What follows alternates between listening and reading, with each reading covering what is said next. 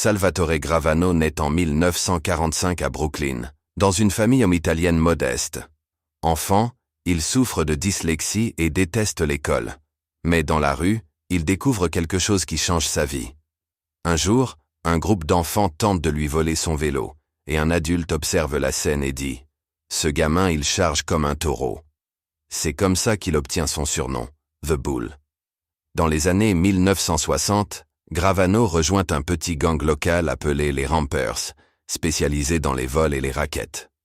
Très vite, ses talents pour la violence et son sang-froid attirent l'attention de la famille Colombo, l'une des 5 familles de New York. Il devient soldat, puis exécuteur, et se fait un nom dans la rue. Dans les années 1970, Gravano passe à la famille Gambino, la plus puissante de New York. C'est là que commence sa véritable ascension. Son intelligence, sa loyauté apparente et sa capacité à exécuter des missions difficiles font de lui un homme indispensable. Et surtout, il rencontre John Gotti, un gangster ambitieux qui rêve de renverser Paul Castellano, le parrain de la famille Gambino. Gravano devient l'un de ses plus proches alliés.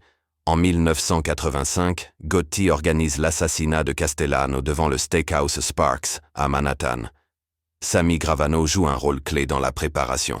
Après la mort de Castellano, John Gotti devient le nouveau parrain, et Gravano est nommé sous-chef, numéro 2 de la famille.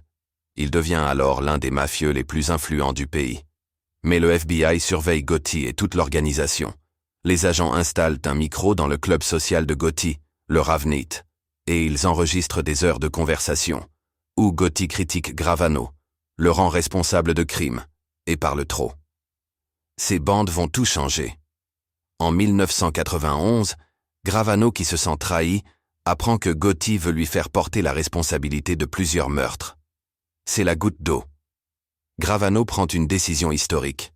Il devient informateur du gouvernement, le plus haut gradé à trahir la mafia américaine. Pendant des mois, il raconte tout au FBI, les rackets, les extorsions, les meurtres, l'organisation interne. Son témoignage envoie John Gotti en prison à vie, ainsi que des dizaines de membres de la famille Gambino. En échange, Gravano reçoit une peine incroyablement réduite, 5 ans, alors qu'il a admis avoir participé à 19 meurtres.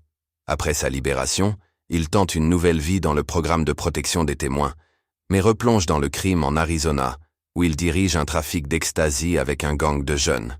Il est de nouveau arrêté en 2000 et passe presque 20 ans derrière les barreaux. Aujourd'hui, Sammy Gravano est libre. Il raconte lui-même son histoire sur Internet, assumant tout.